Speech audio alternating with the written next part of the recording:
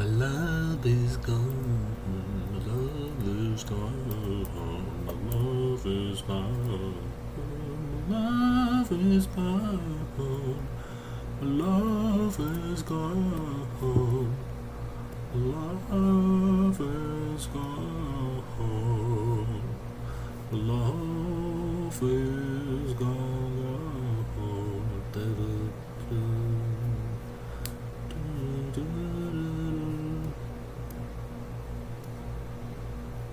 Varargs.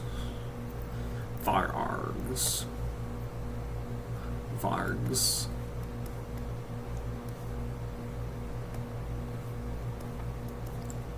My love is gone. My love is gone. My love is gone. My love is gone. My love is gone.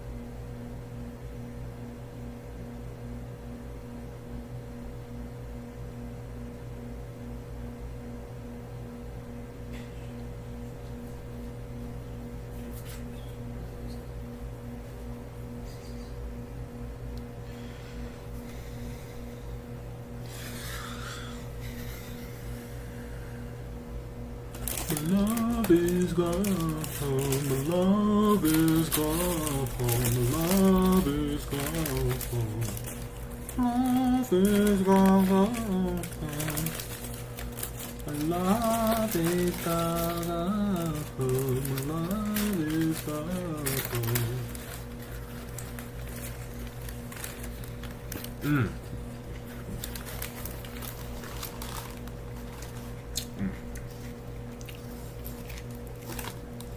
Oh wow.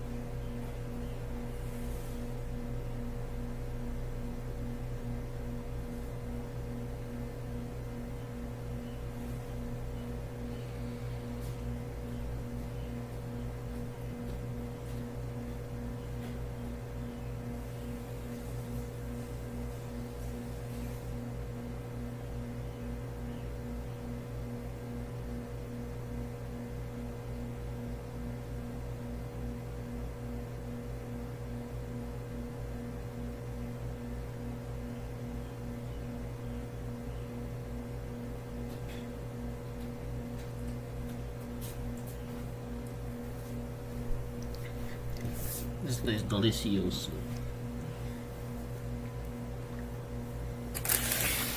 This is delicioso. Oh, delicioso. This is so delicioso.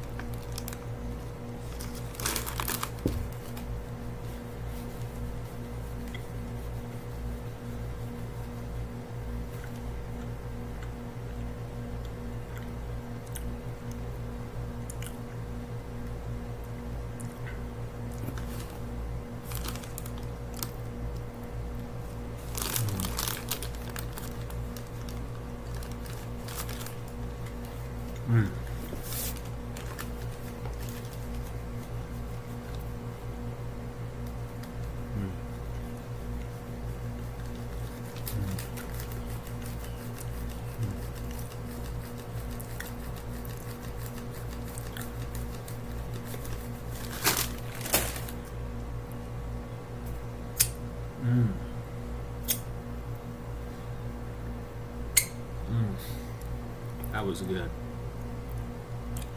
I got one more left. Oh my god.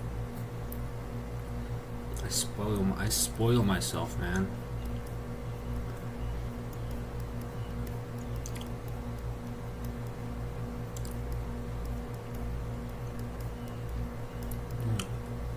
So delicious. So delicious.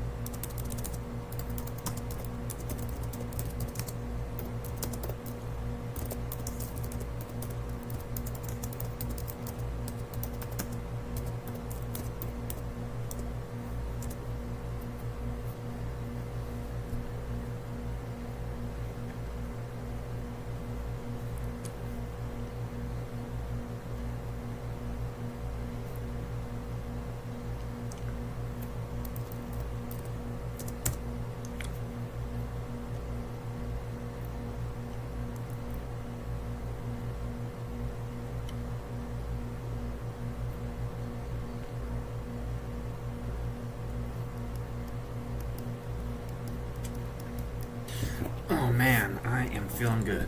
I'm feeling really, really good.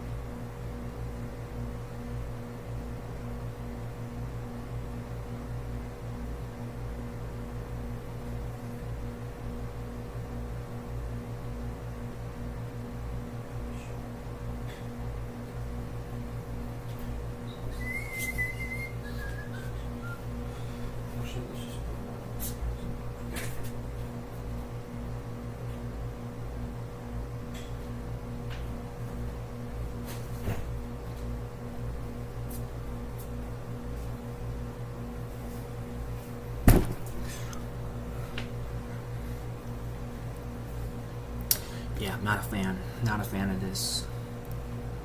Not a fan of this, eh?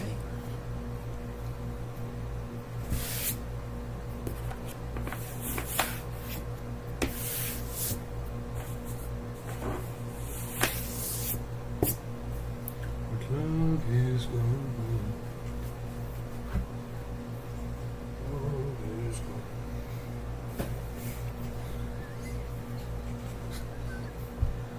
Ashwagandha. Should we take another ashwagandha? Oh, I spilled me water everywhere.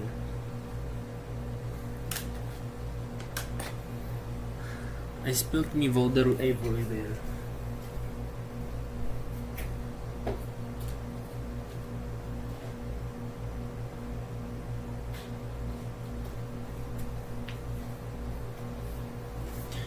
Love is gone. Love is gone.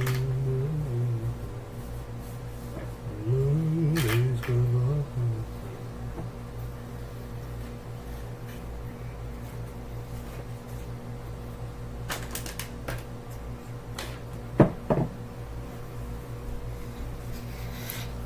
So let's take some ashwagandha.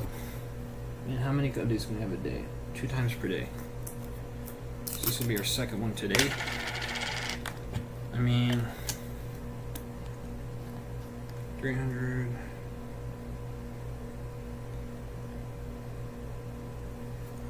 I mean,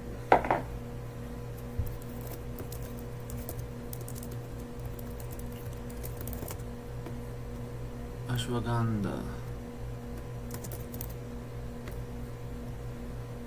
If you're taking ashwagandha or you're thinking about taking it, you need to watch this video. Because while ashwagandha is marketed as a natural stress reliever and a sleep booster, there are recent studies that you need to know about that raised important safety questions. So in this video, I'll walk you through the latest data that we have, not just on the benefits, because yes, ashwagandha does have some impressive therapeutic benefits, but I also want to go over potential toxicities, and I'll explain who should, and more importantly, who should not take this supplement. And I'll also talk about hidden interactions with common medications that you need to watch out for. And at the end of the video, I'll go over the best dose to take, and I want to go over how to pick the best brand of ashwagandha if you and your doctor decide it's the right supplement for you. And by the way, even though I'm a physician, I'm not your physician. So please talk to your doctor before you make any changes to your health regimen, as the information in this video is educational only and not medical advice. So first of all, ashwagandha is an adaptogen that has been used in Ayurvedic medicine for centuries and has gained a lot of attention in recent years for its potential benefits, especially for stress and for sleep, and possibly brain health and neuroprotection. And there are small studies that show that ashwagandha can help with exercise recovery and muscle growth, and it can help with hormonal balance. But I do want to highlight a need for caution in certain populations due to rare but very serious risks, and we'll cover that in just a bit. But first, we gotta talk about the latest evidence we have on the benefits of ashwagandha, because it's pretty promising, especially when it comes to sleep. And we have a systematic review and meta-analysis that included 5 randomized control trials that included 400 participants, and it showed a clinically beneficial effect of ashwagandha extract compared to placebo in improving sleep. And the effects were noted in areas like total sleep time and wake time after sleep onset and sleep efficiency, with the most prominent effects seen in adults diagnosed with insomnia who took doses of at least 600 milligrams per day for at least 8 weeks. But there were some notable limitations to this meta-analysis. 3 of the 5 trials included in this meta-analysis used actigraphy to objectively measure the quality of participant sleep. And actigraphy is basically a method where participants wear a wearable device on their wrist or their ankles. And even though actigraphy is widely used in sleep studies, it does not actually directly measure your quality of sleep, but it measures movement, which is then used to estimate your sleep and wake cycles. Whereas ideally, the gold standard assessment for sleep would be done with a test called polysomnography, which is more expensive and is done in a laboratory setting. And another limitation is the sample size in all of those studies was pretty small, and the duration of the studies was limited to only 8 weeks. Now, a lot of people take ashwagandha for anxiety, and we have this systematic review and meta-analysis of 9 randomized controlled trials involving over 500 patients that found that ashwagandha formulations had a significant beneficial effect on the measures of anxiety and serum cortisol when compared to the placebo group. And there was a study that looked specifically at the safety parameters of ashwagandha, and it found that taking ashwagandha up to 300 milligrams twice a day for up to 8 weeks did not show any adverse effects on hematologic and biochemical parameters. That said, most trials that looked at the effects of ashwagandha, they were fairly small with a very small sample size, and they only lasted 6 to 8 weeks. And this is where I have my concerns. First, let's talk about one major safety concern that you should know about, and it's liver toxicity. And this is the most serious and well-documented complication, and it's known as herb-induced liver injury. And this liver injury was first mentioned in literature in 2017 with a case report of a 20-year-old man in Japan that developed severe intrahepatic cholestasis, basically a condition where the bile couldn't flow out of the liver properly. And this type of blockage leads to a buildup of bile acids in the liver and in the bloodstream, which can then cause severe itching of the palms and itching of the soles of the feet. And it may cause dark urine, and it can also cause pale stools, and in severe cases, it will cause jaundice or yellowing of the skin or the eyes. And since then, there were multiple case reports from the US and Europe and Asia that have linked ashwagandha to liver injury. And in most of these cases, they were able to analyze the chemical composition of the supplement that was consumed, and they ruled out any contamination of toxic compounds. So it was the ashwagandha supplement itself and not an outside toxin that had caused the damage. So when you take a deep dive into those cases, the reported minimal time from the first dose taken to the onset of symptoms was only 2 weeks. And there was another case in Iceland where the first symptom did not appear until after 12 weeks. So what causes this damage? Well, the specific substance that is suspected to be responsible for these liver-damaging effects is one of ashwagandha's metabolites called withanone. And a recent study revealed that withanone can cause DNA damage in liver cells, especially when the body's natural detox systems are overwhelmed. And normally, we have a natural chemical called glutathione that neutralizes or removes these harmful substances like withanone. But when overwhelmed, this is where the damage can build up fast. And this is why taking ashwagandha can be especially risky for people with poor liver function, or for those taking other hepatotoxic drugs, even something as mild as Tylenol. Now, these cases are scary, but they're still very rare. But still, even rare side effects, they matter when the consequences are very serious and potentially preventable. So the way I would approach this is I would definitely stay away from ashwagandha if you have any pre-existing liver conditions like hepatitis or fatty liver, or if you take other medications that may have toxic effects on the liver, so it would be drugs like Tylenol and many antibiotics and other supplements like green tea extracts. And if you were to start ashwagandha, I would make sure you have your liver labs checked 4 to 8 weeks after starting the supplement. And I would monitor your liver labs periodically, probably at least every 3 to 4 months the first year. Next up, thyroid function. So this is another area where ashwagandha can cause unexpected changes. In some cases, ashwagandha may increase both T3 and T4 thyroid hormone levels. And that might sound helpful if you have low thyroid levels, but it can push healthy thyroid function into overdrive. And there's case reports of people developing heart palpitations and anxiety and headaches and diarrhea and insomnia after using ashwagandha, only to find their thyroid labs out of range. Now, for those folks, the average time for symptoms to appear is 2 months after starting ashwagandha, and that delayed onset is part of the danger. By the time symptoms show up, the damage is already happening. So if you have any thyroid issues, I would definitely be careful with ashwagandha. And regardless of whether you have pre-existing thyroid conditions, I would monitor your thyroid function very frequently, especially the first 3 to 6 months after starting the supplement. Next, another important thing you have to consider is how ashwagandha interacts with your other medications. So if you're on blood pressure medications, ashwagandha can actually amplify those medications' effects, which can lead to dangerously low blood pressure. And ashwagandha can also lower your blood sugars. So this is especially important if you're on diabetes medications, and especially insulin, as that combination can cause an unsafe drop in blood sugars or hypoglycemia. And we also have to be careful with sedative medications and anti-anxiety anxiety medications, as ashwagandha may cause excessive sedation or respiratory depression, and some people have reported emotional blunting or emotional numbness. And finally, I would definitely not use ashwagandha if you're pregnant or breastfeeding. And keep these things in mind. With it, if you have an while you're on it, then I would recommend monitoring your labs at least every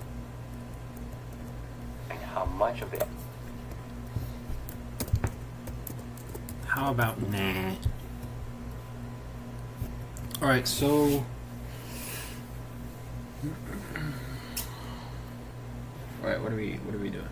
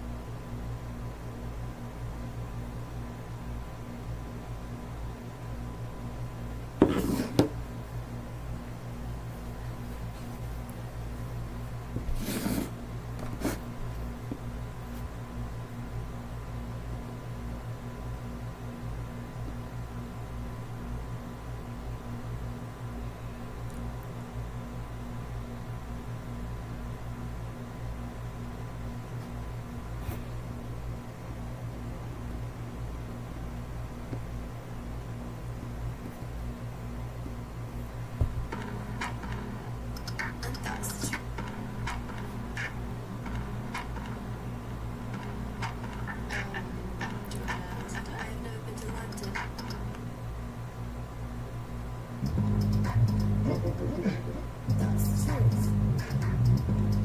That's how I go to London. Why but I'd go with you. Go home to London, London, London, London, London, London, London, London. That's the truth. That's the truth. That's the truth. That's the truth. That's how I go to London, London, London, London, London, London, but I'd go with you.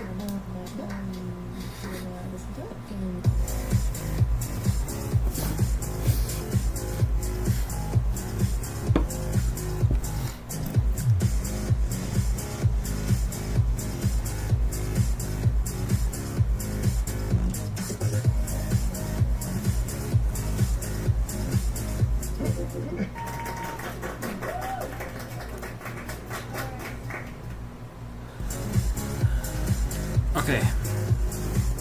Why am I fucking playing this fucking music? Oh my god. I'm so stupid. I keep fucking forgetting I'm streaming. This shit cannot be played. Oh man. Okay. Whatever. Ugh. Listen to it later. So, what we gotta do. So I want some algebraic solving things, but we'll worry about that later. Okay, so still need like a constraint solver, IDK what, how to make it elegant, but for example, if something declares a function and it does some mutations.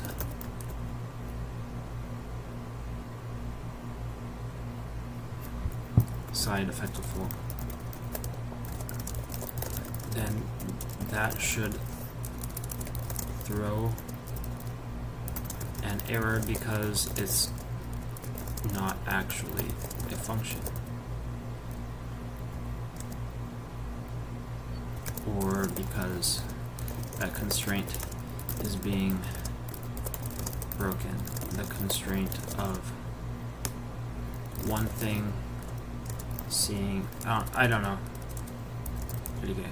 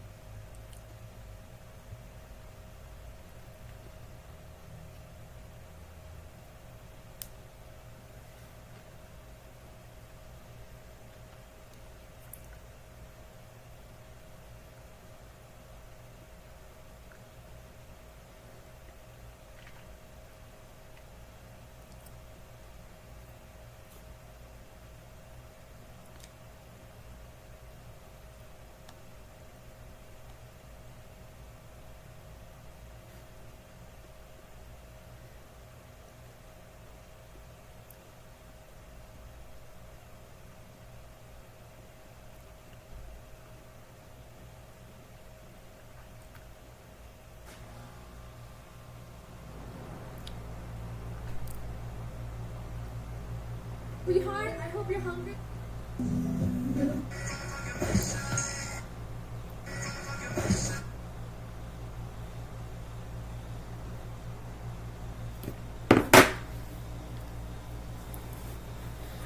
The compiler owns too much linear algebra. I'm narrowing the first pass to a real GA primitive layer and using it to derive the existing vector ops. Then I'll start removing language level matrix compiler shortcuts into once this have to a library replacement. Okay, so everything, guys, man, it's gonna get fundamental as fuck. We're gonna derive. We're gonna have fucking geometric algebra built into the language. And we're gonna have solvers at compile time that let us define linear algebra in the language, and it's gonna look cool. Probably it's gonna look really cool. It's gonna look cool. It's gonna look cool. That's all I gotta say. It's gonna look cool, man. This is gonna look cool.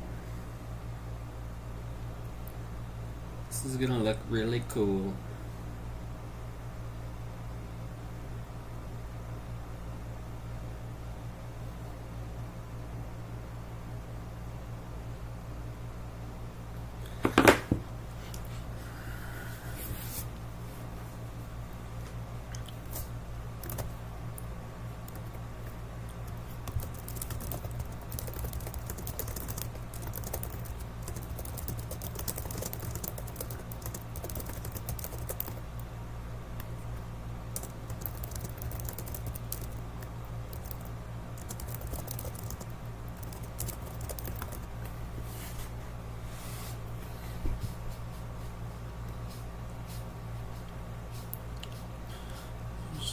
Algebraic thing about it. Study of V and linear maps. Exterior algebra. Geometric Clifford algebra. What's exterior algebra? Allows you to multiply vectors, create new higher dimensional objects representing. Isn't that part of?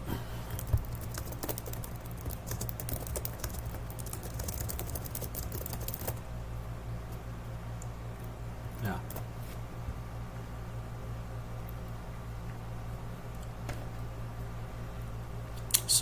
Okay. Study of V and linear maps. Tensor algebra. The most algebraic answer. You can argue that the tensor algebra is a true common ancestor. It contains vectors, matrices as tensors, multilinear maps, exterior algebra, Clifford algebra. Everything is obtained by quotienting or selecting substructures. This is extremely powerful because tensor algebra is free associative algebra generated by a vector space. Many constructions become take, TV, and pose relations. Level 3, universal algebra. You know, Lars said something about tensor algebra, so I think my bet's going to be on tensor algebra. Vector spaces. Let's take a look at tensor algebra. Show me how to derive linear.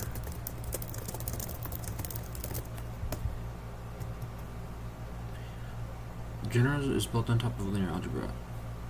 Okay, well, like, I have a tensor algebra solver program. How can I derive linear algebra semantics from that?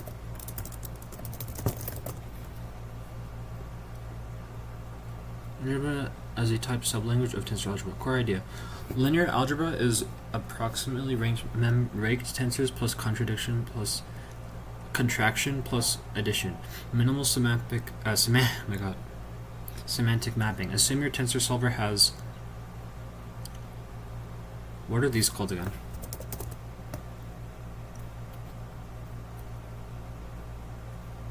Changes depending on the context in which you encounter it.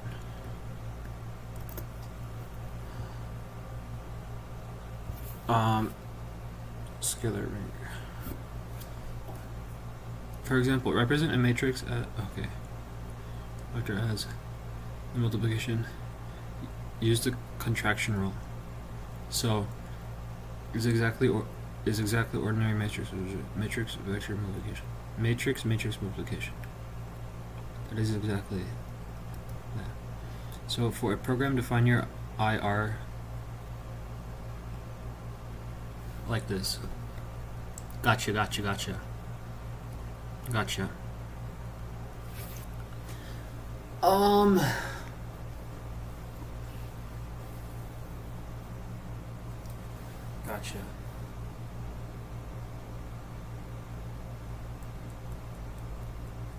Yeah, but I want something that derives these. So, okay. I got it. Okay. How does this compare? Okay, so for geometric algebra, add one more quotient relation or equivalently. So, tensor algebra solver plus dual indices contraction is linear algebra semantics plus Clifford quotient relation. What is this? Clifford quotient relation. The quotient of the tensor algebra is supposed to sided ideal. Formalizes how vectors multiply together to encode both the inner product and exterior. The Clifford quotient relation is mathematically defined as this. Is this what they say here?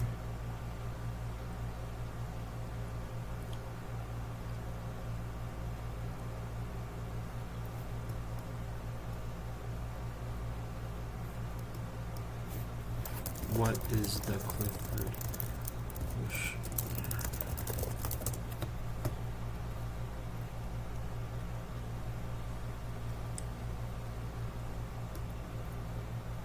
This determines the ideal. Are ideals part of tensor algebra or geometric algebra?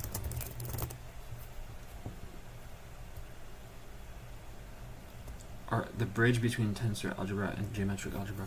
Mathematically, a geometric algebra, often called a Clifford algebra, is constructed by taking a tensor algebra and modding out by a specific two-sided ideal generated by a quadratic form. So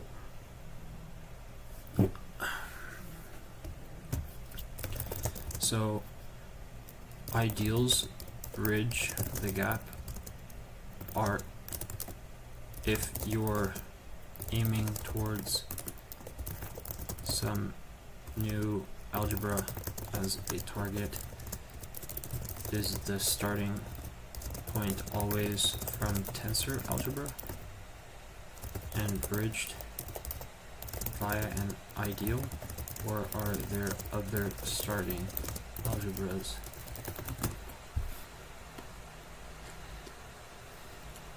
No,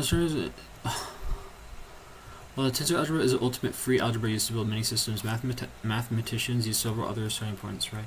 Free associative algebra is similar to tensor algebras, but defined purely on symbols or letters without needing an underlying vector space.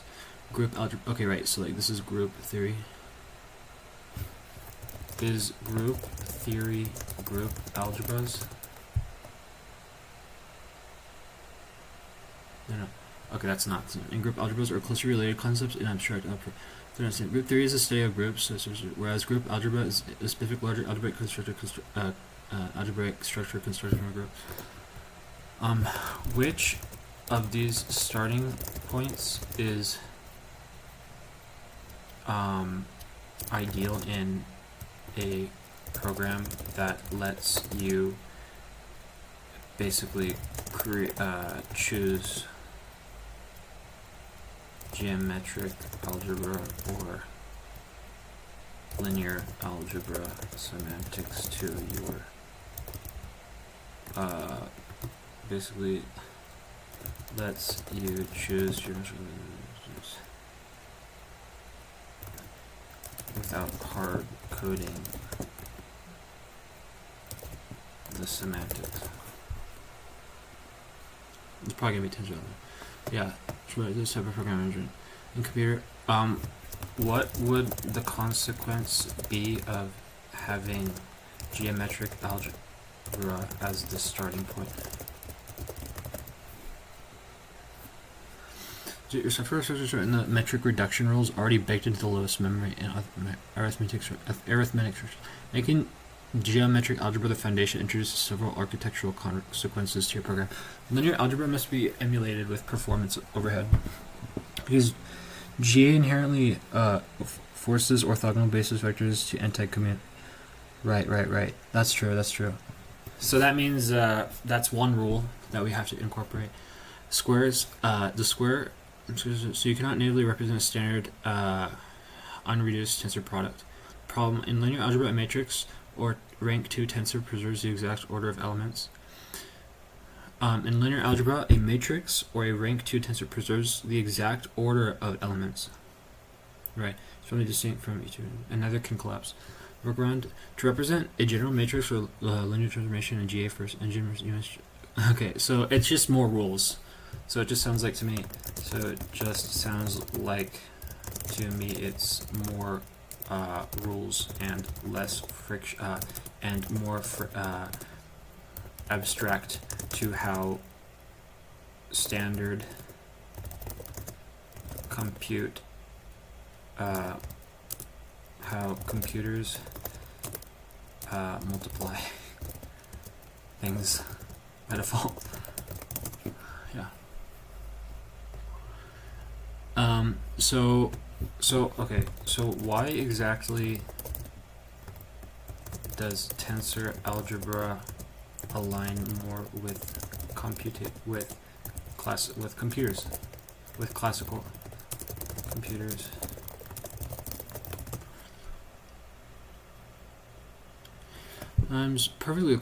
Tensors are structurally identical to multidimensional arrays and data arrays. Okay, well, yeah, obviously, right?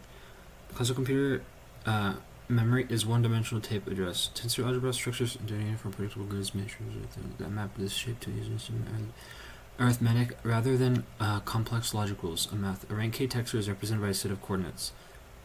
Okay, hardware to find any number. Right, like that's easy. That's just yeah. Exactly. You just do stride indexing. Yeah, that's really great. That's great. This is great. I'm curious how complex, how much time these things take to compile down. That's my only concern. The tensor advantage. Tensor arithmetic features completely flat loops. Yeah. Okay, but in terms of the ideals that form our the algebras we wish that form, for example, GA or linear algebra, how exactly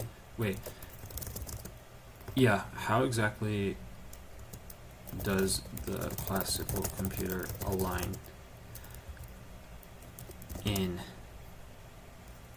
generating these or deriving these algebras versus using algebras more than if we used GA as the start? To show a classical algebra starting point, we must look at how the mathematical concept and ideal translate into. Right, this is exactly what I want to know. When you implement an algebra on a computer, an ideal is a data reduction or filtering step. Starting from the tensor algebra means starting with a completely unreduced raw data structure. Starting from a geometric algebra means starting with a data structure that has already undergone a highly specific reduction. Let's take a look at how two pieces of information. Linear algebra, exterior algebras generated by this forbids parallel. What's the meaning? Forbids parallel components for strict anti-symmetry.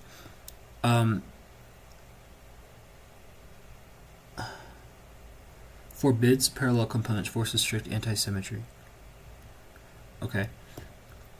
Geometric algebra, Clifford algebra, generated by the Q, allows parallel components to collapse into scalars via a metric tensor.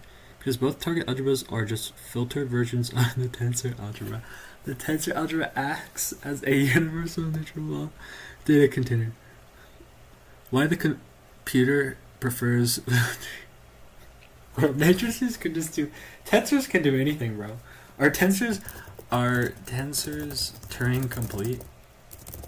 Can tensors represent Turing complete programs?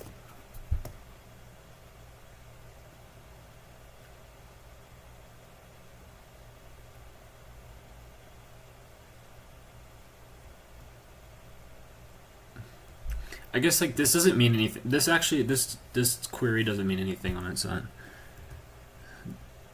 Right, so operations on tensors can absolutely be used to represent Turing complete programs. This is typically achieved by designing architectures that dynamically manipulate data across operations. These things, oh wow, cellular automata and grid dynamics. The options over grid research can be linked cellular like companies given which are mathematically proven to be.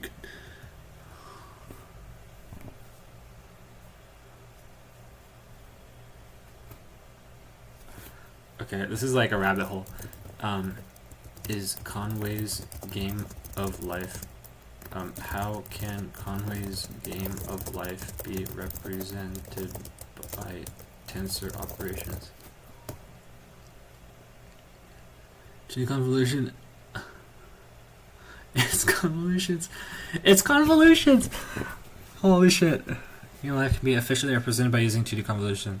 Element-wise, by treating the grid as a matrix and neighbor counting as a convolution operation, you can calculate the next generation for the entire board simultaneously, avoiding slow iterative loops. Representation. The grid is represented as a 2D tensor matrix, where live cells and one dead cells are zero. Neighbor counting by actually the counter should so applied to the convolution. Applying the rules. The rules of game life are applied using element-wise Boolean or arithmetic operations. Okay, so like these are the fucking like, dude, these are the rules of the game. These are like the fucking rules, man. Bro, hold on. Bro, like look at how simple the rules are in this sense. What, like, bro, do you fucking see this? Do you guys see how fucking simple this is? This is, dude. And like, obviously there are, I mean, are these all the rules? Are these the rules that derive all of that that create all this complexity? Yeah, I think this is literally it. This is it. This is it.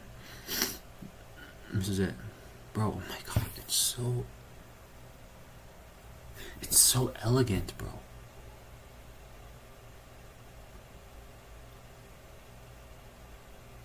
One, 1, 3, 3. Yeah. This is so elegant. And like, what? This could just be this could just be a matrix, right? Could it? Kernel. I mean, what is it? I don't even know what this is. Student change of shape on actual use code with caution. Like, okay, let's just see. Making Conway's game of life. Let's just take a look real quick at the let's just look at some fucking code. Like, okay, make an easy to understand implementation of Conway's game of life. Like, look, this is gonna be so over complex. Like, guys, literally look at it. It's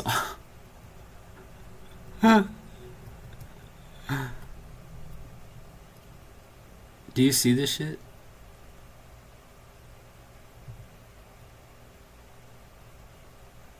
This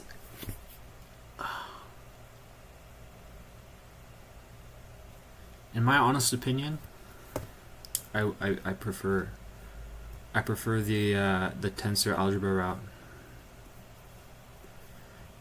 I much prefer that.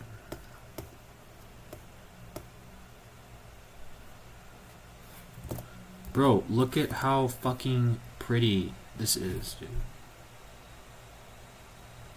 dude. Got like.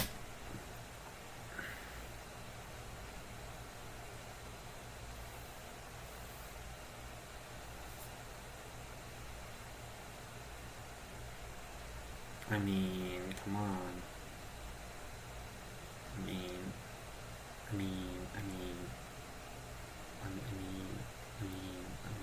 come on. Guys!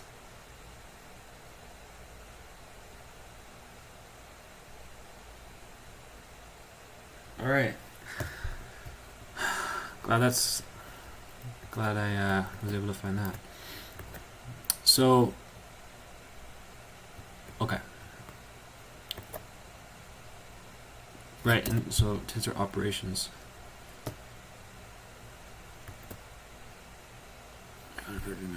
Because tensors are just field operations. Okay, so where were we at? The mathematical comparison. Let's do it. So okay, I was like, right. How does deriving these algebras from tensor algebra prove more elegant than GA? And that's what we were talking about, right? So because both target algebras are just filled out for this tensor algebra, yeah. Okay, fair enough.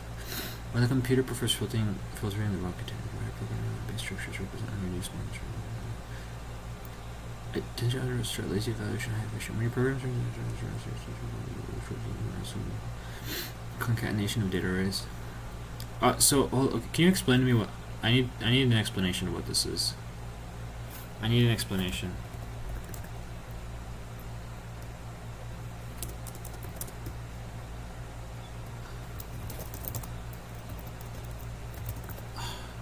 I need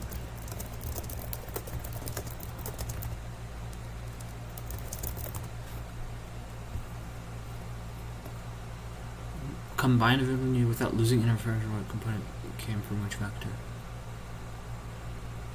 Wow.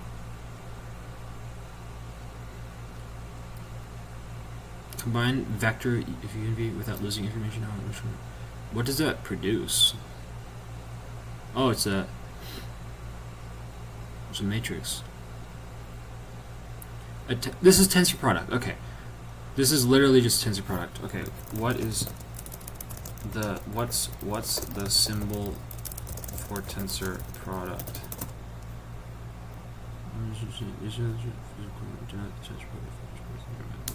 Kronecker product. Notice that no numbers are added together yet. Every single individual piece. Right. That makes sense. So it's literally just.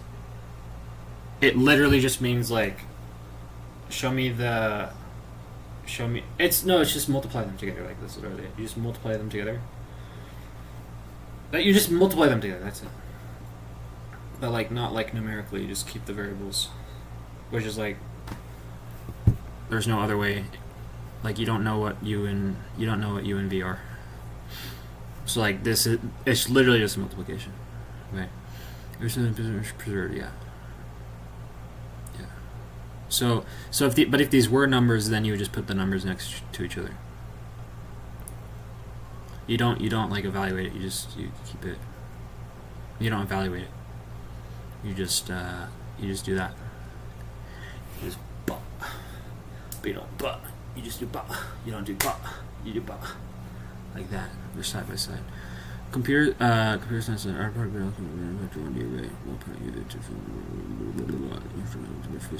algebraic lens, ultimate free space. In algebra, the symbol says we are gluing these two things together. Yeah. Scaling. Okay. Yep.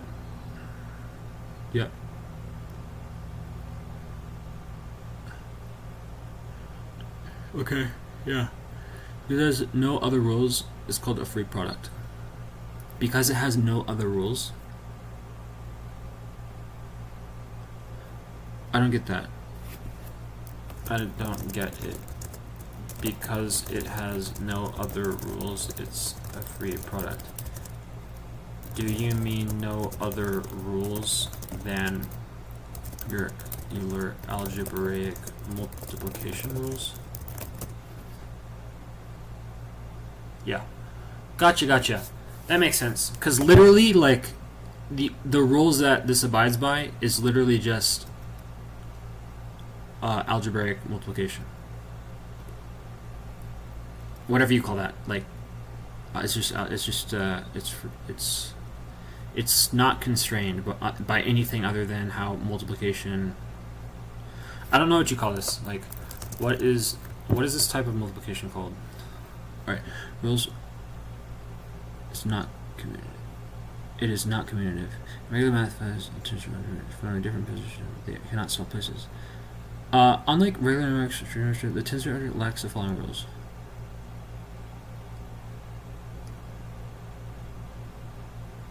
Oh. Okay.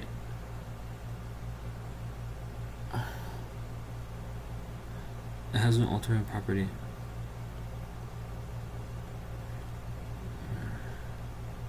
I love how they use concatenating strings as a fucking example. Hold on. It's a product free. If you do it in a computer space, excuse both. Yeah. Because a tensor product doesn't force any reduction rules, it pictures every piece of data perfectly. That is why the perfect blank slate starting point for your program. Now that we have established how free it is, would you like to see how into turn 25?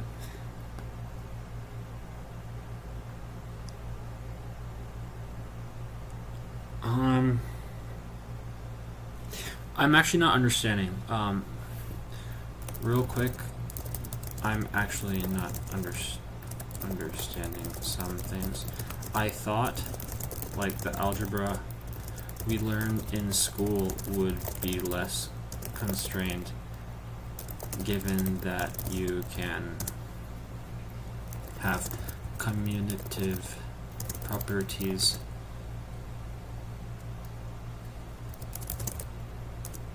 But despite tensor algebra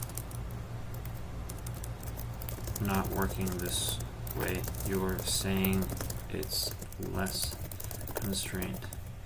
Am I mistaken? You come there because it feels like background at first glance. The mathematics is less constrained or free, there means fewer constraints on the data itself. Which means the data is forbidden from collapsing into me. However, because you have the commutative property, you actually have a massive constraint. A structural variety. So I school that we have a dude. Oh my god! It's literally a constraint. Like, that's literally, it's just a constraint. It is a constraint. The flexibility is in the constraint. It's in the grip of the constraint itself. The flexibility, this, like, oh my god. So flexibility. This is actually starting to line up with the ideas I was having about, like, explicitness. Like, if things are explicit,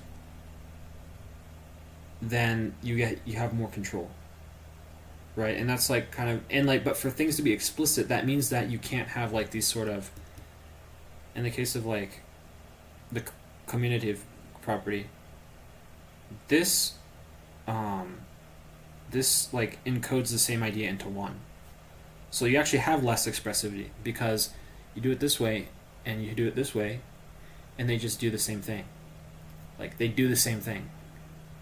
The meaning doesn't change, right? And, like, I was thinking about, like, well, if we don't want to care about, like, the order of operations, because we just want because, you know, computers are very, what's the word, erroneous, and, like, the way you multiply things and organize the order in which you write, like, the variables in, like, this expression matter in terms of accuracy, the accuracy you'll get. And I was, like, thinking, well, why not just, like, not have that, so that the compiler, like, why not just not have that? And just have just have, like, a good output. Like, just have something that's reasonably accurate every time. But then it can be like, you just can't do that. You can't do that. The only way you can The only right way to do it is to not fuck with it. You just say, however it's written is how it's going to be computed, and that actually leaves the explicitness in hand to the programmer, and it means that it means that everything has meaning. It actually gives meaning to everything. You actually have more meaning.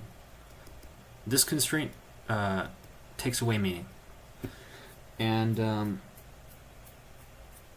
it's just really interesting. It's really interesting. So like, it's totally. Some of these things are like almost counterintuitive. Like this is almost like less is more. Really like less is more. But obviously, like we're not doing mathematics in terms of, like we're not doing things in terms of tensor algebras, but we're doing things in terms of the constructs we make out of tensor algebras, which have which are probably just more constrained. So like the constraints maybe give us, sure, like they might reduce explicitness, but they also give us a platform to be able to describe what we're wanting to do. So like in some sense they help us. Like obviously GA helps us, linear algebra helps us. So like these things, these all have some meaning. This is really cool. This is really cool. Just it's really cool. It's so fascinating. So okay, so I think that gives me enough reason to, at this point, step away from GA and yeah, let's use tensor algebra as a source of truth. Actually, let's use tensor algebra as a source of truth. It's what the compiler hands to us, and we can derive the GA or linear algebra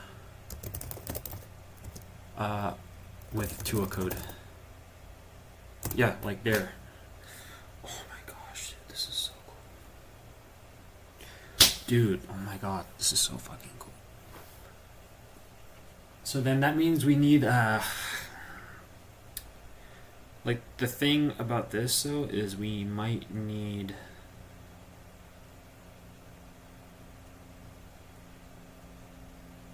I'm curious how the vector semantics play in, given that like what a vector means isn't universal, I think. Right? Like a vector means something different in GA versus, does a vector mean something different in GA versus linear algebra? Yeah, yes and no. Okay, linear algebra treats them as general elements of an abstract vector space, while geometric algebra integrates them in a much richer algebra. Like, okay, maybe it just doesn't make a difference. So then because like I want a syntax for vectors and matrices, and like built-in constants for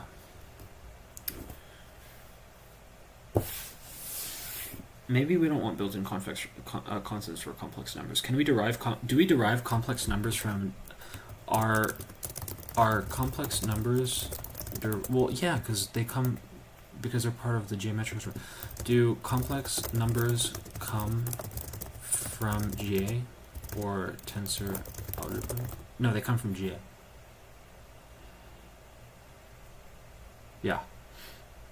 And algebra, abstract algebra, naturally unified within unitary algebra. So this literally gives us the foundation of deriving complex numbers if we do things in terms of the tensor algebra. So, oh my gosh, dude, this is so fucking cool. Oh my god, this is... Oh my god, this is so cool. Bro, this is so cool. Oh my god. Look at that, we have a contract. I don't like that. I don't like we have these built-ins. I don't like this. I'm not a fan, not a fan. Not a fan. Not a fan.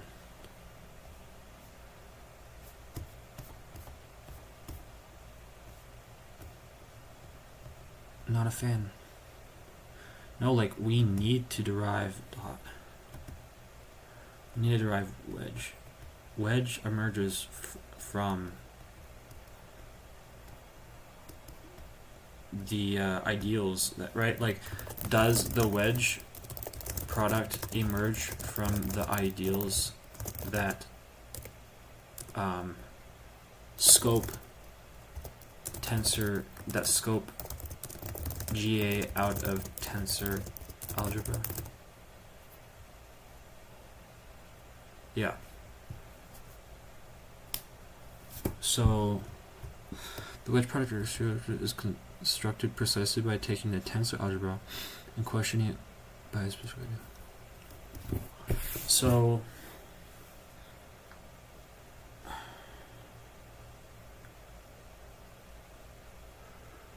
whose ideals generated by any algebra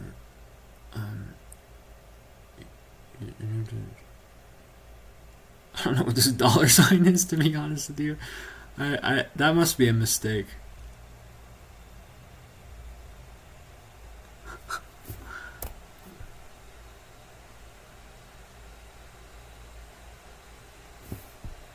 There you go.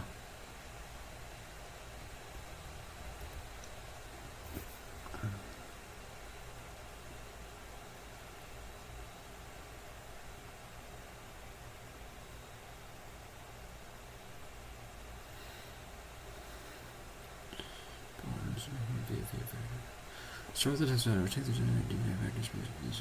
tensor of all ranks. Define two-side ideal I within T. This ideal is generated by all elements of the form for any vector V and V. Form the quotient. The exterior algebra is defined as a quotient. The wedge product in this quotient algebra, the operation is denoted by the wedge symbol because it becomes zero in the quotient.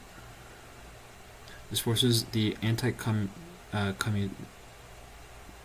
commutativity, anti-commutativity, blah, blah.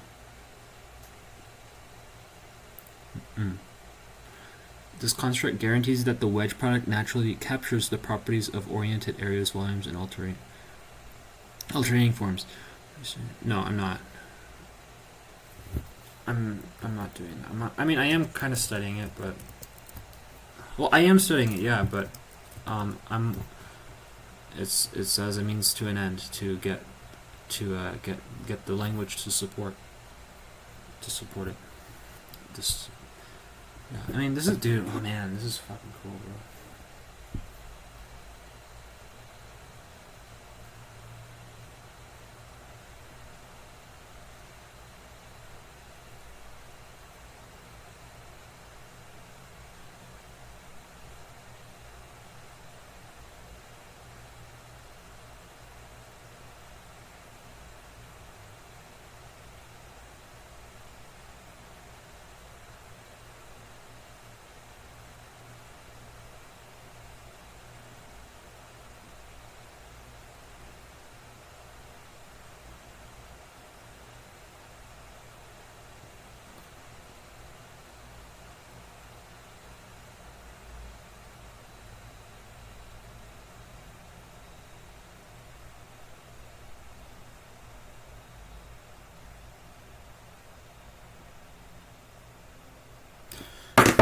Okay, the pilot already has most of the flattening machinery. It's just supposed to reject blah blah blah blah blah. Okay, well, I can tell you're not done at all because you still have this. We still have like these dot and wedge things. Oh, look at that tensor Tua.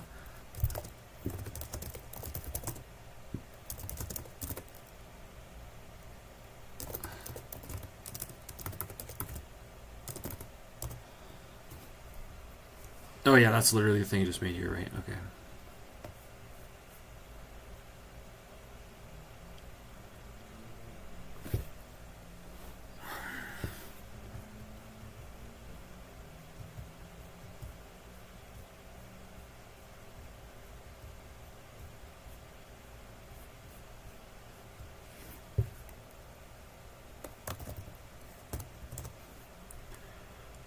What are the only operations that tensor algebra can do?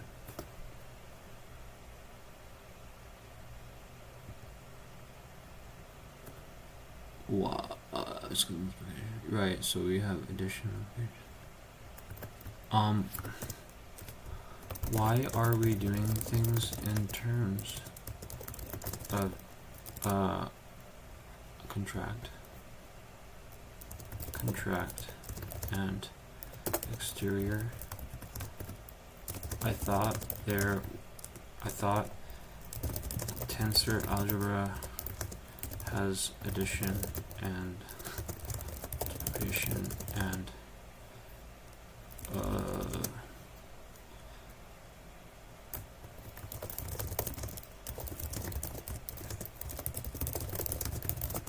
what's that other one?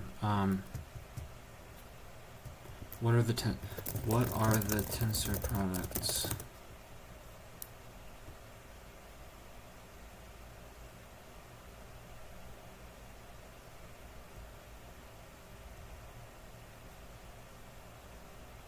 I can't believe I fucking forgot already what this shit is called.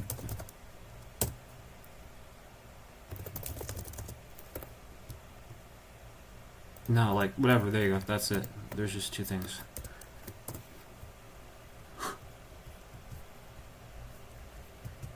To question that, I just contracted these three because those were the two operations needed to replace the old dot. No, yeah, no. Yeah, there you go.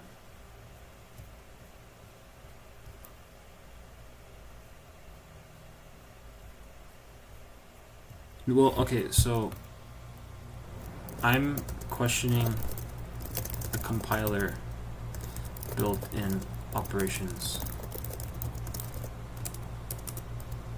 Let's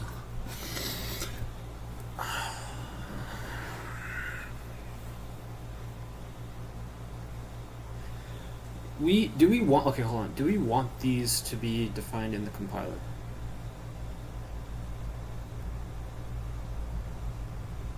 Yes.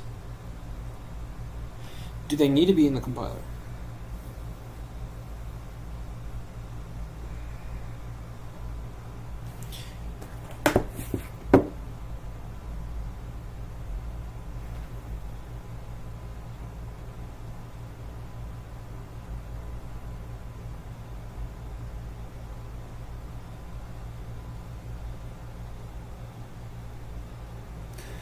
One second.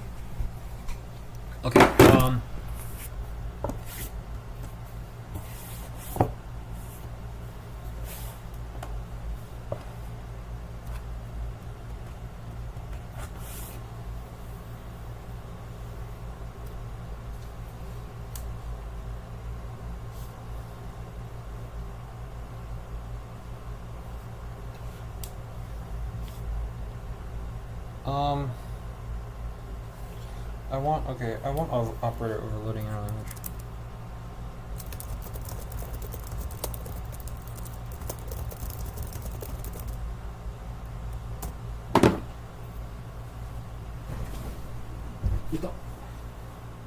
No, I don't want that. No, wait, do I want that? Yeah, we want operator overloading.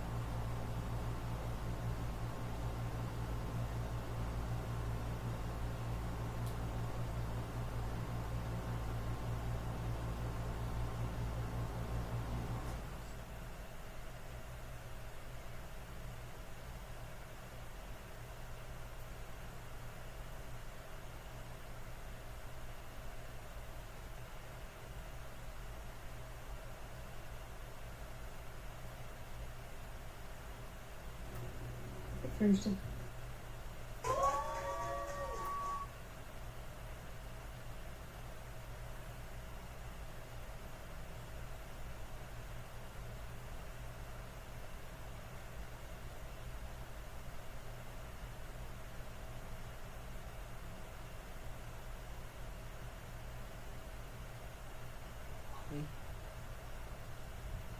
Stupid fucking. Stupid ass.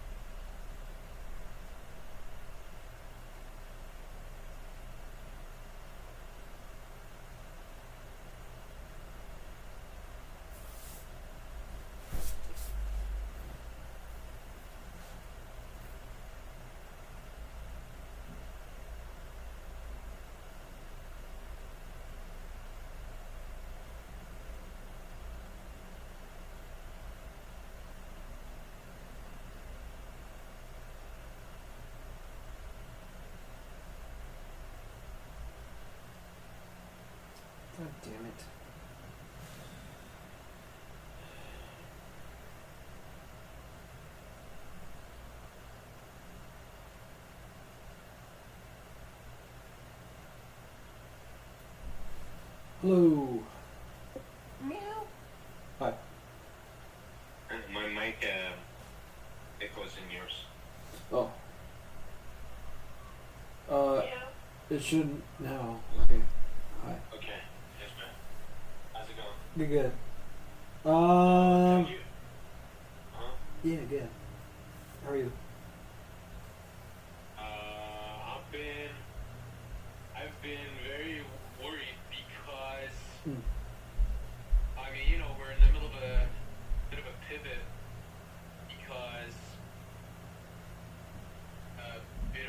because of the app direction, because of Mhm. like, I mean, there's a lot of there's some new things going on. Sure. We didn't really have the effect I thought we would have right off the bat. Yeah. And turns out that's the big part due to the previous pivots we made. But also the previous pivots we made, and the ones I'm referring to are delaying the release of the app, targeting it towards more students, Yeah. and then we skipped a lot of steps as well. So all of those decisions, which were great decisions, I'm not saying they were bad decisions. In fact, I'm saying the opposite thing. We made honestly the perfect decisions based on our situation. Yeah.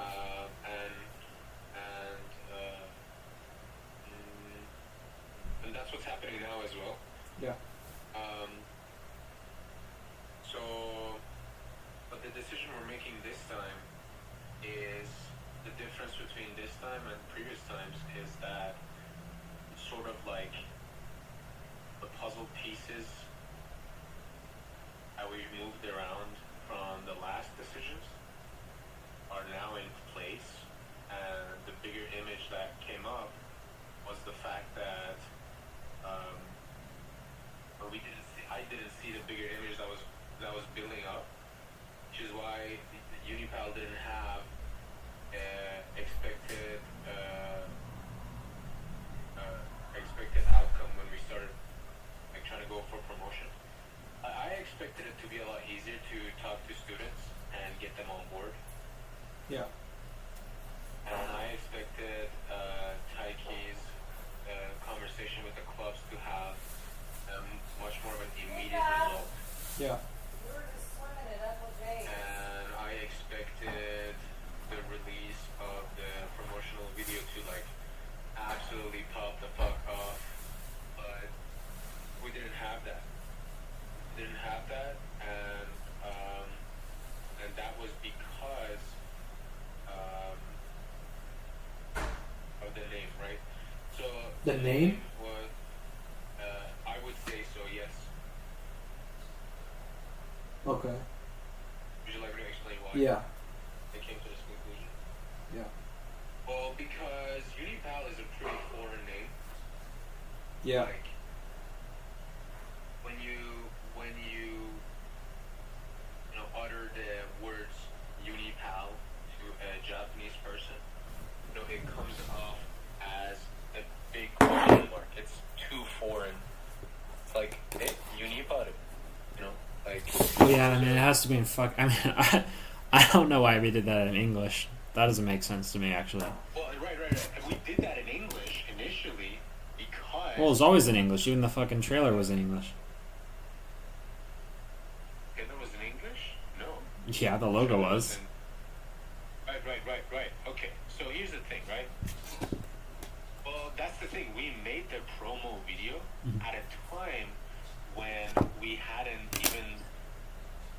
we weren't where we are now, right? Uh-huh. Like at the time we made UniPal promo video, and we made the UniPal promo video then because Fumiya-san, the guy who he's the professional guy who did all this. He just happened to luckily have the free time to like grind out this video. Right. And so at that time, we were still in the mindset of, oh, UniPal is, and by we, I mean mostly me, right? Because I'm heading the project, and the direction I was pulling us towards was UniPal being a predecessor to .pal. Yeah. And I mean, at the time, we didn't even have the MVP. Like, to be honest, like what we have now is much closer, is the MVP that we wanted to have in end of April, beginning of May. Yeah. Right, right. So, but then, you know, in this course of April, May, what I came to learn was, or what we came to learn was, okay, we need better backend. There is better backend, and we should aim to find perfect, at least the best alternative to a backend we can find, so that moving onwards would be easier. Because if we had stuck to where we were in the beginning of what we called an MVP, our updates would be slow as shit. Our app would look a lot differently, and the smoothness of it would not be as guaranteed as it is now. Yeah. I have that right. I have that correct, right? Yeah. Okay. And at the time as well, I hadn't had a lot of epiphanies, which were caused by our other projects that we were doing, right? The video creation, the event creation, and my experience of going on campus and talking to actual students and clubs using the pitch I had in mind and the name we have now. Yeah. And so all of those experiences in this time essentially has led us to the point where we realized, oh, UniPal is not the predecessor to .pal anymore. It is a cornerstone for our marketing and job hunting ecosystem that we're building for companies in Japan. Yeah. And that it is a lot more reliant on like the Hironabi and Hiroshima Jabunabi team members than we initially thought. Like, moving on, 80% of the information that is going to get off the ground is going to be Hiroshima Nabi, like Hironabi, the Instagram information Yeah. that has been, like, they've been doing since 2024. Right. And so yeah, we're a lot more reliant on, like, we are more of a application for them than they are a team to help us. You see what I'm saying? Yeah. Okay. Which is what has led me to realize, have this epiphany that, okay, UniPal is not going to work because that's not who we are. We are Hironabi. We are part of the Nabi branding. And it works really well because when I approach a Japanese person, I tell them I'm going to have named Hironabi. It's less of a question mark. They've heard, the words Hiro and Nabi before, and they're already probably following the Instagram channel. So approaching to students to tell them I'm a Hiroshima University student. I've made an app for us. It's called Hiro Nabi, and it's this, and we are the Hiroshima Nabi Instagram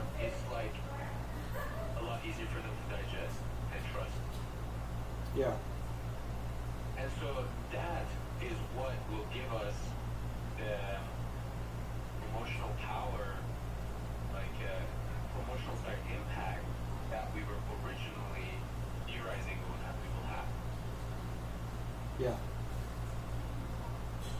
Okay. You following along so far? Everything clear? Any questions? No. Okay. So, 大輝、今ゼフとミーティングでいますよ。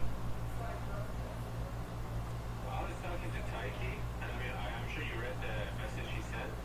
So the big thing is that he doesn't want to change the name to Hironabi as is. He wants to have like a bunch of improvements to the app Yeah. before we call it Hironabi, right? And so what does he mean by major updates? Well, I mean, today we spoke about it. And I think he's joined now as well. Hello, Taiki. Hello. Hi. Hello, Dave. Hi.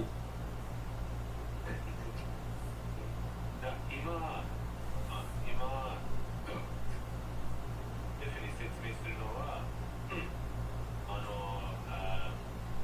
ップデートに何が欲しい次のアップデートに。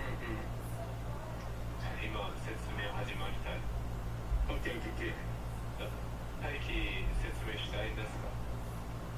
俺メモしてるよ。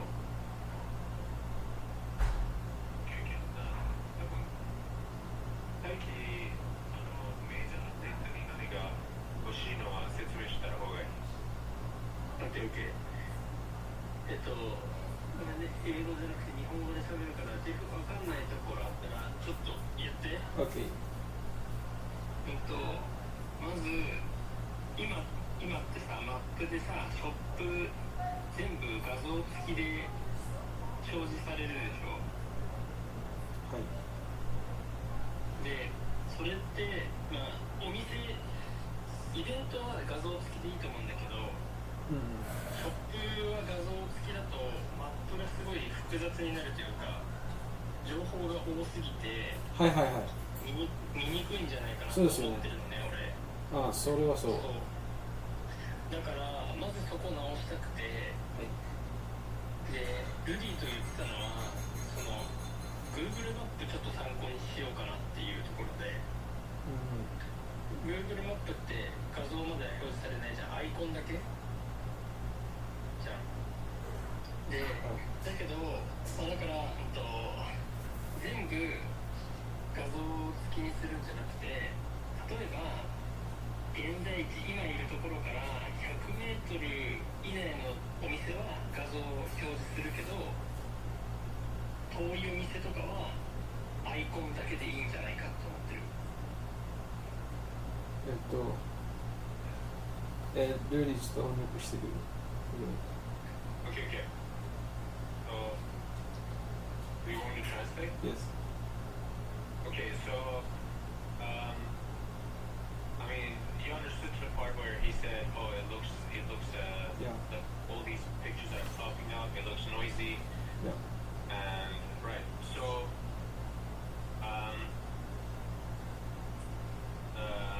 we were thinking we still want the images to pop up because it kind of shows how things are, what things are like. It gives off the image that, oh, around me there's things happening, right? But we don't want to just like have it all be icons and stuff like that. So we were thinking like at a radius of like stuff that are like in a radius of like 100, 200 meters, like close to the user, the images pop up. But anything further than that is just an icon, so it doesn't clutter up the map. Yeah, I mean, I already solved this problem in my head like a year ago, and I'd rather just do it that way because it's a lot simpler. What is it? What's your solution? You just show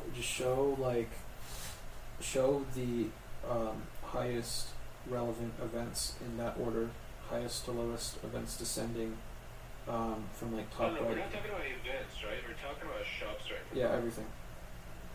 Everything? Yeah. Like on the map? Yeah.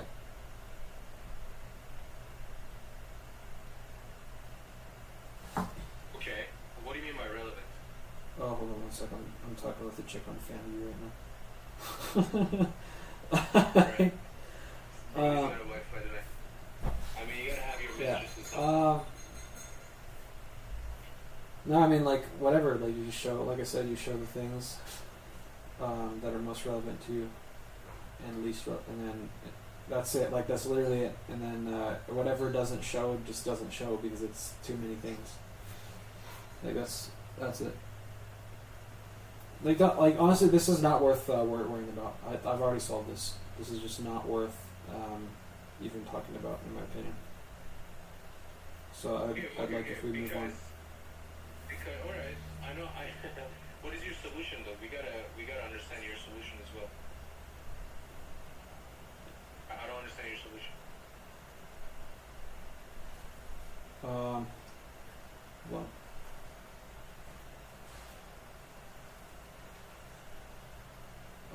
So okay, imagine you're looking at the things in the map, and instead of them showing geolocated, instead they show from top left of the screen to bottom right of the screen, like a book. You read from the top left to the top right, then move to the next line. That's how the posts will be displayed, and whatever doesn't. And like that's literally it. So like no, that's it. And then if you want to see more events, I need to picture it. Could you like draw it or something? No, just think about it. Like you have, say, imagine like a post is just like a tile, and you have a post at the top left. That's your first one. The next post is on the right of that. The next post is on the right of that, and then you go to the next line, and you do the same thing like a book. So instead of words, they're posts. You read posts. Posts are images, and you can click on a post to view it. And these are in order of most relevant to you to least relevant to you. Meaning, as you scroll down, as you go lower down in the book, you are then looking at things that are less relevant to you. So the most relevant thing. What page is this? Sorry? On what page would this be? This is the map. We've been talking about the map the entire time. So this is gonna be on the map. You're gonna be swiping left to right on the map. You don't need to swipe. You just look literally. And just the things are showing up. Like you literally just go to where the place you want to see events, and then they show up as a book, as you would read a book. That's it. They show up as you read, as words would appear on a book. The book is the map. That's literally it. There's no other way to explain this. But this would change the whole app, no? I thought we're looking for change. The whole reason we don't want to see things clustered in a single area. I mean, you can't have things clustered. Yeah. I think what Taiki has in mind is something much more closer to a Google Map. I see. He wants to do it like Google Maps. Yeah, but also like he doesn't know your idea either. So like we're sharing ideas right now. So like we gotta run this idea by him as well. And I don't know how to explain it either. Could you try explaining it? No, I'm not gonna explain it in Japanese. Are you even gonna try? No, Really? it's not worth it. Really? How Yeah. so? Because I mean, I don't. just for the sake, huh? Because I don't know how to explain that. I'm not even want Okay. it. I see. Iru. Masu. Well, here's the problem with like I don't know like そう翻訳したいけど難しい手伝ってくれませんか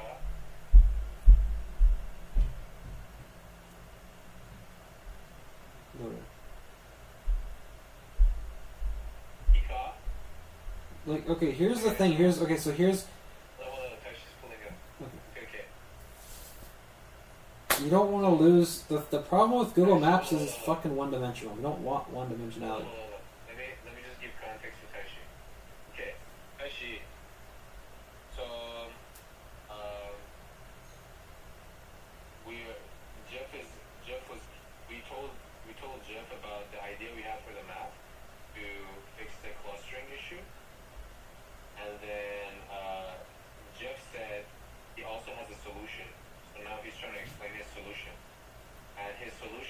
know how to explain Taiki. So, like, yeah, please help. Okay, Jeff, go. So まあ Google OK じゃあもうまあいいわ普通に日本語で喋ってまあ喋ってみるけど頑張って頑張って。その Google マップあるじゃんそれでなんか周りのとこがその下のとこまあその地図にもあるけどその下のメニューみたいなのあるじゃんそのメニュースワイプしたらその色のとこ出るじゃんだもっと下にもっとそのメニューのずっと下曲がったらなんかもっとなんかなんていうんだろうマイナーなとこになる、まあ、一番上はそのに有名なとこじゃんでもっと下に行ったらもっと別になんだ上にとこ出るじゃんなんか関係なくなるじゃんだんだんでそれみたいにユニパルでもしまあそれが 1D ってなんていう 1D2D3D それわかる 1D そう 1D は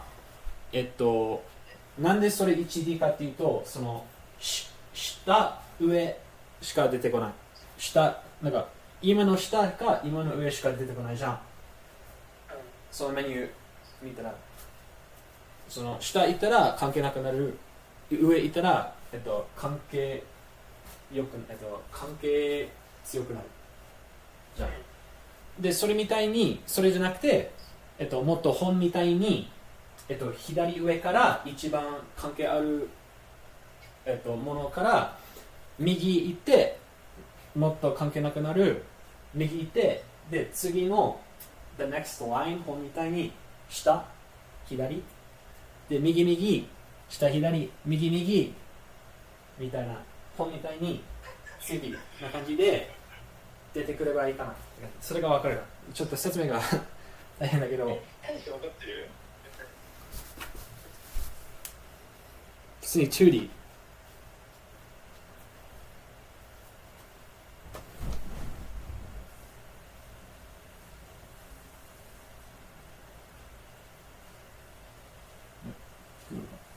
ちょっとミュートしてるよ私が大してごめん、俺が家では大した話だ。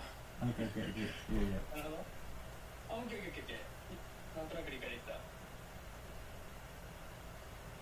でも、確かにジェフのイメージはなんか今本当に今のディスコードの画像みたいにそういうことだよね。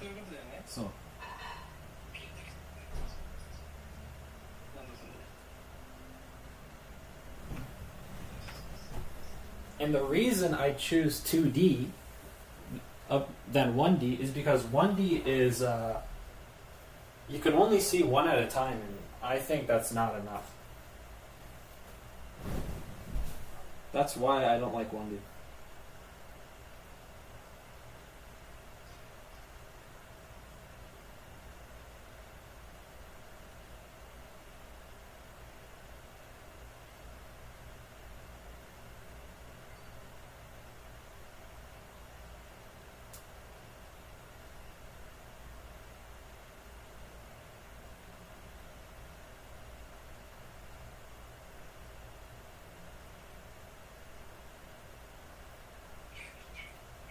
オッケー。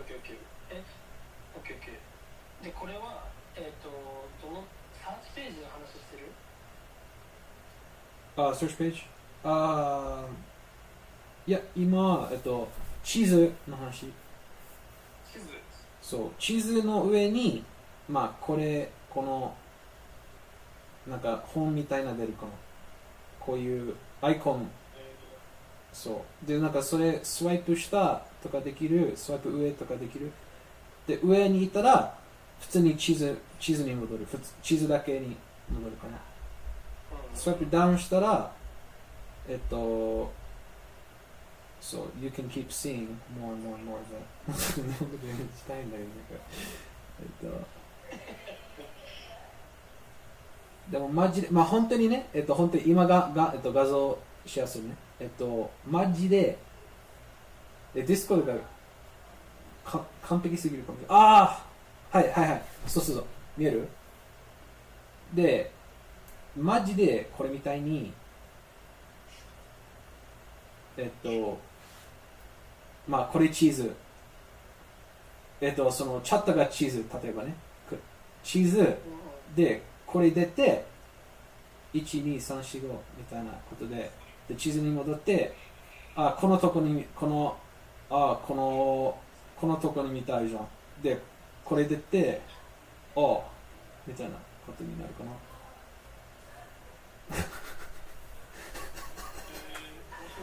みたいな感じかな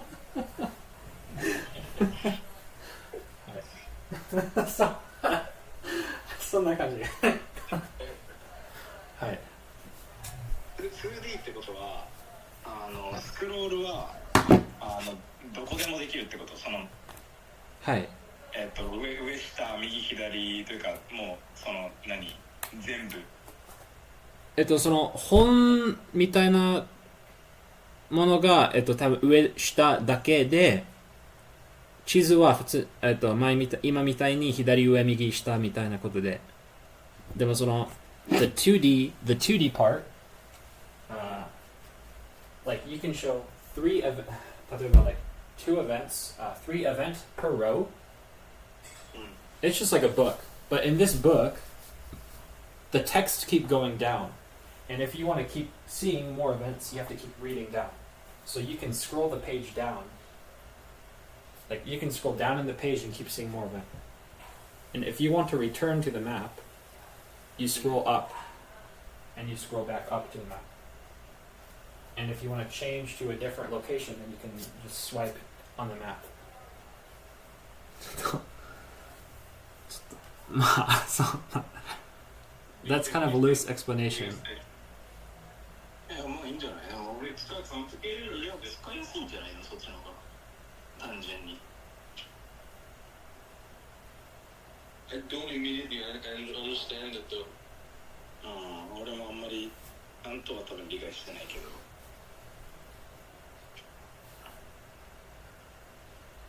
Thumbs up. Okay. The meeting was up. This was the main concern. Do you have time later today? I do. Was this the concern? I mean, this is really no problem, I think, to solve. This is really. 俺も別にこれでいいんじゃない。そこよりまあそうね。Because we also had other ideas to run by you. Yeah, I'm not strict on that idea. That was just what I thought about, you know. It's not about strictness, right? It's about the fact that Taiki has class, so he needs to leave now. And That's fine. You. we should continue this conversation, this meeting as soon as possible. Okay. I'm gonna go to sleep soon, so I think I'll see you guys tomorrow. Tomorrow what time? Let's do like let's see. What time in Japan now? 3. Oh yeah, so it's gonna be your guys' tomorrow. So like, can we do? Okay, let's see. 9 a.m. Let's see. 10 a.m. JST to PST. 6 p.m. PST. Yeah. So can we do your 10 a.m. next day? 10時こっちの朝。はい、OK。はい。10時で。はい、大丈夫。朝10時いける？明日。OK, perfect. Okay, and Taiki is going to go now? Okay, how about you, Taishi? Because there's actually one little thing I want to talk about. And Rudy. You have to take him? Okay. He drive? Okay. とりあえず俺も車乗るけど、別に俺はまだ話せるから。Okay. Yeah, so a lot of these things, these are not hard to solve on their own at all. I'm still blocked by the code base rewrite, so I just want you and Rudy to know, that's the only reason I haven't implemented these things yet, and that's the only reason admin panel still isn't done, is just because we rewrite. So that's still a work in progress. So yeah, I just wanted to let you know that, and yeah, but see, it's looking like it should be work. I'm not actually sure how long it'll take. I think it might be another week before we start seeing, before it start working like before, and then from then I can Okay, so continue right getting this now, thing. Yeah. Jeff. So right now, with the new pivot Yeah. we're making, I was gonna say this at the end of the meeting after all the conversations, but so I'm gonna cool it off on the promotion. I'm gonna cool it off on the promotion for the next 2 weeks, so that I can focus on working we can focus on working more on the major update, so that we can push the next major update with our name change. Okay. So that way we can multiply our make the promotion effort more impactful. Okay. So that will give us like 2 weeks, essentially, till the end of this month. Okay. Okay. At least. All right. So is the main thing that we're concerned? I mean, obviously the performance is bad, but even if the performance is bad, do you what is cared about the most? Is it just the search? It's too clustered on the map.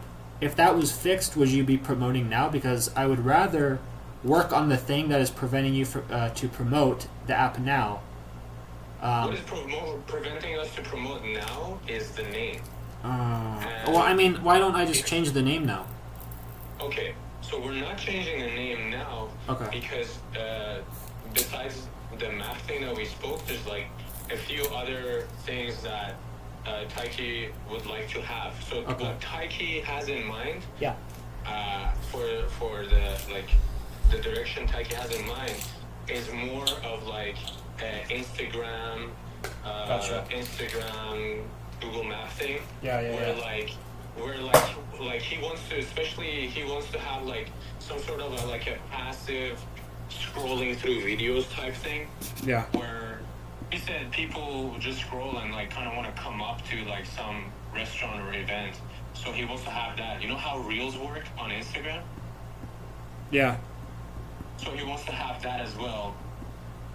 And so essentially that's the direction he wants to go in. And he wants us to be in that direction before we change the name. Yeah. But there's a lot we need to work out before then, right? So it's these things that we need to work out plus the performance, and then we'll be ready for name change. Okay.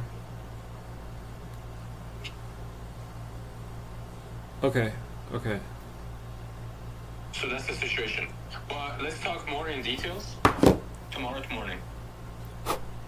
All right. My boy. All right, sounds good. All right, well, thanks, guys. This was good meeting. Okay, well, looking forward to tomorrow.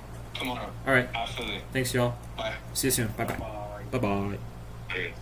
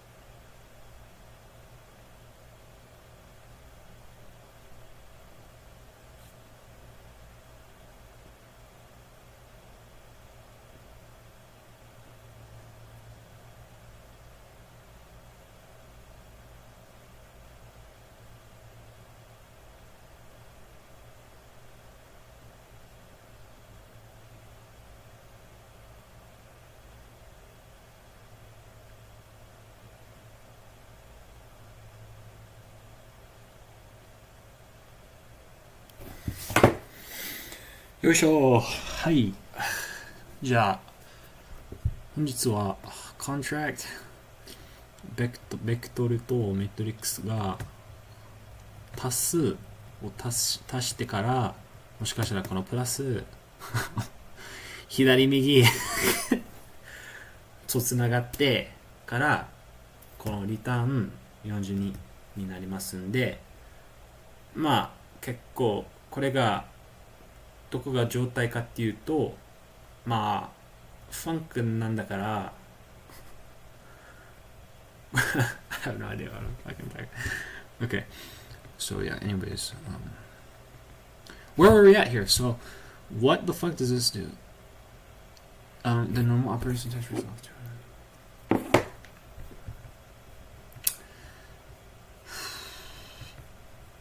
I'm not sure. I love how it's just copying. It's literally just copying Nim. Just copying Nim's syntax. It's funny. I don't think this is the right way of doing it. There's got to be a more principled approach to this. I don't even know. I don't know. This operator. Let's actually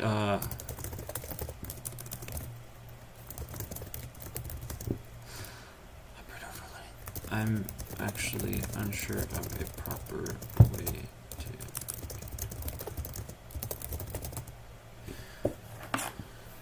Where goes fucking $4?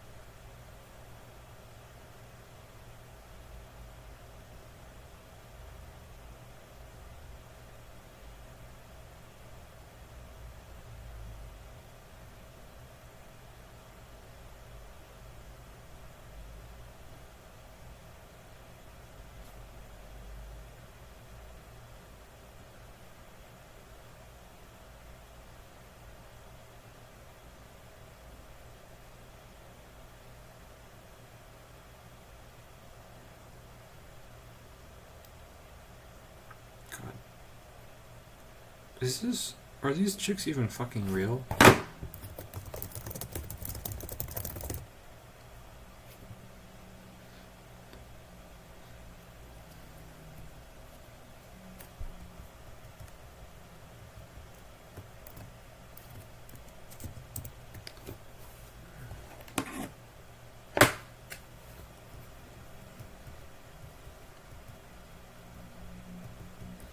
Okay,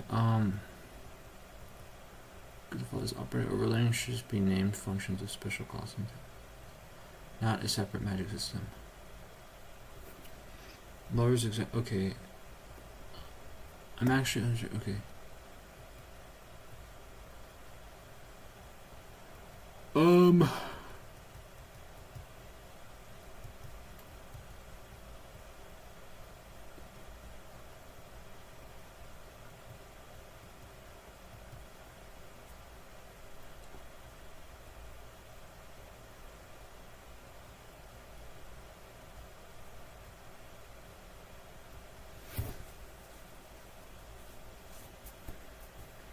I don't know how I feel about that.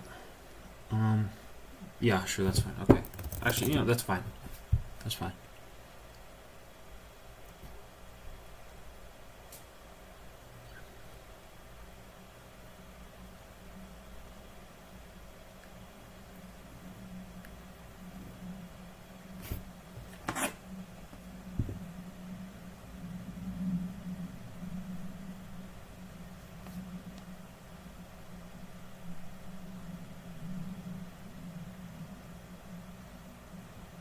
Great.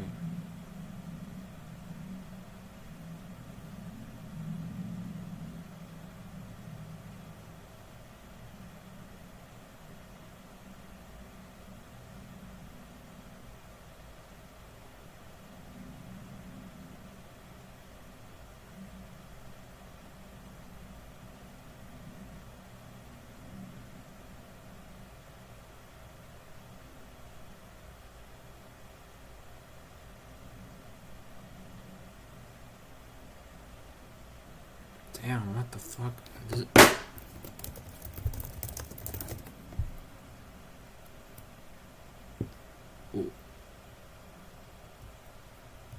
What?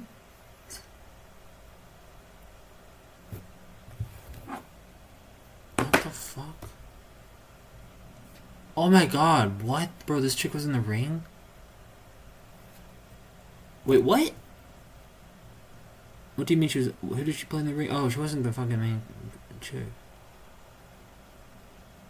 Oh my god. It's fucking Samara? Samara? Oh, man. How the fuck did she fucking die, man? Oh my god.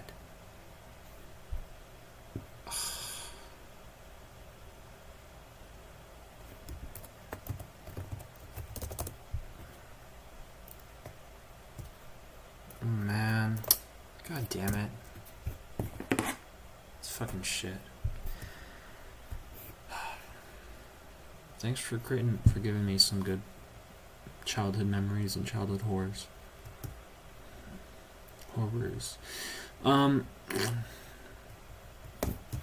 Is our...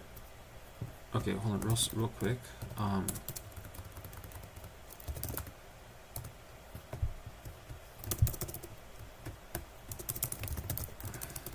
Let's have a lib folder that defines some folder. Also, this will be standard to yeah, we need a standard library.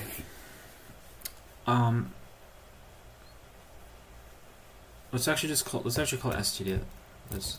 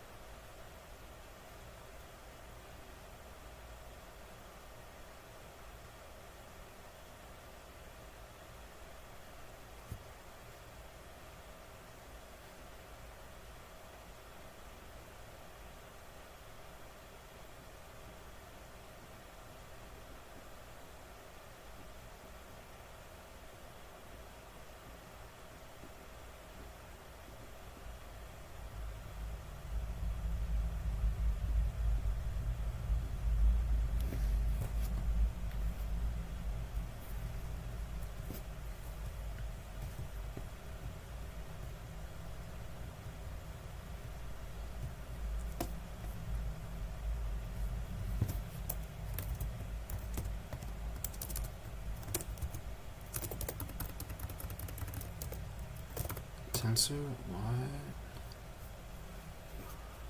What? What the fuck? Okay.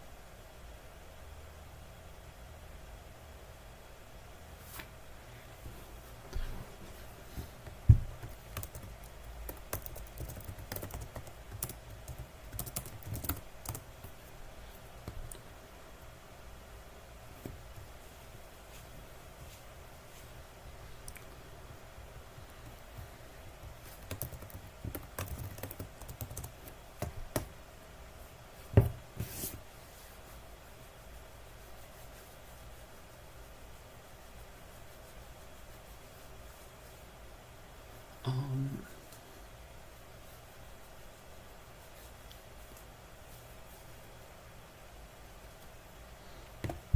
um, want to emit return. I want errors for functions and methods which return and procedures which return types that are obvious, that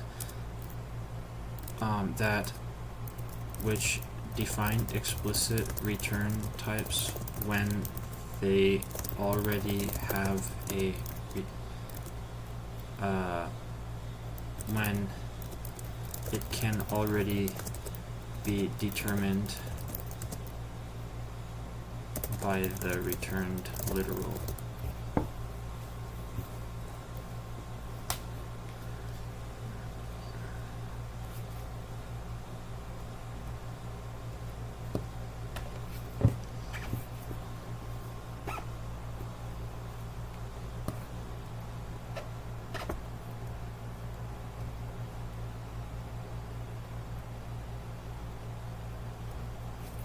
No, like, it's not a vector, it's a quaternion, right? I don't know.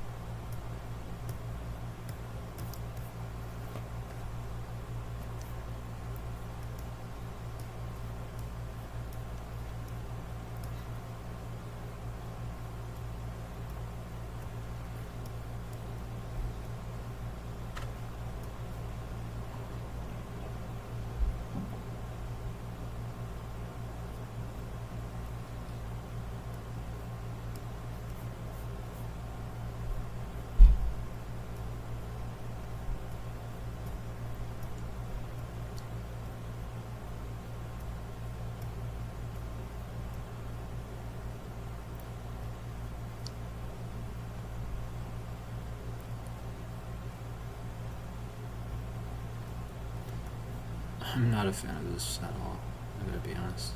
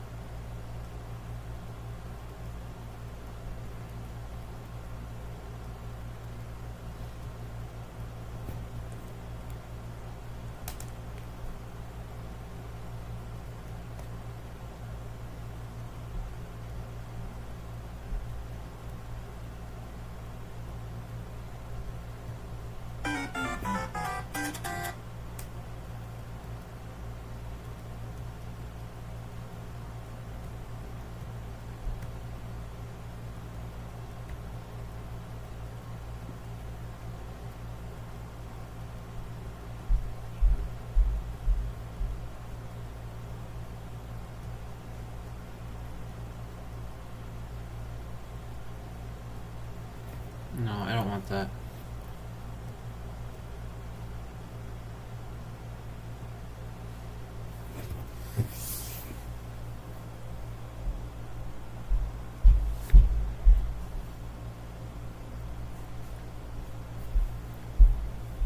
I think our language might need a fucking runtime, to be honest.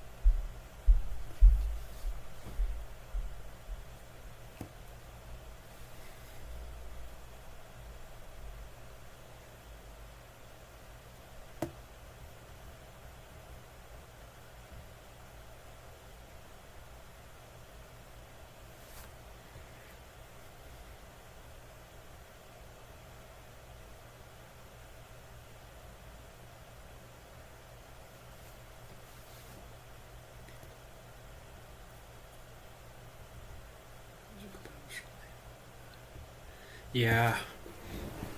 Um.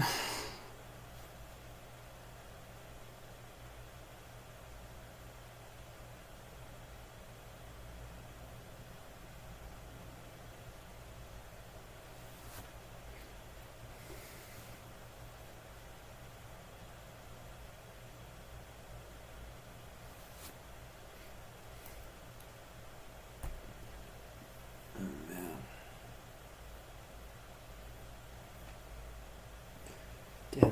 Damn, is this maybe?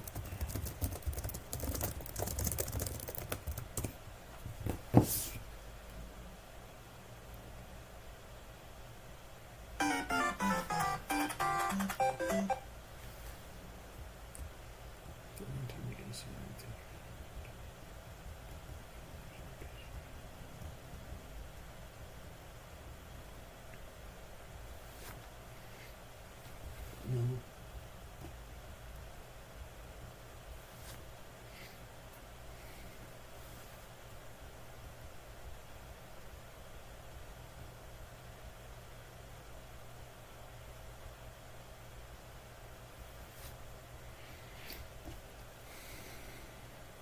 Okay, we don't need dynamic evaluation as in static. Right. Okay.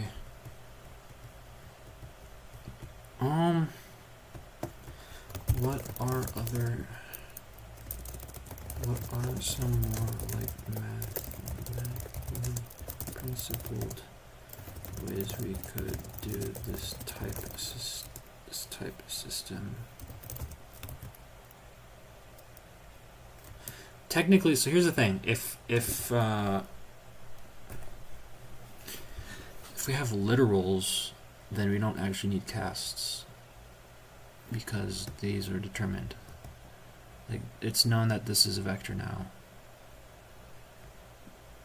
which means that, okay, well, contract, we know the arguments of contract because maybe another use case has Q. I don't know, like, this is probably just undecidable. This is just undecidable. This is just impossible. I'm gonna work on this tomorrow. I need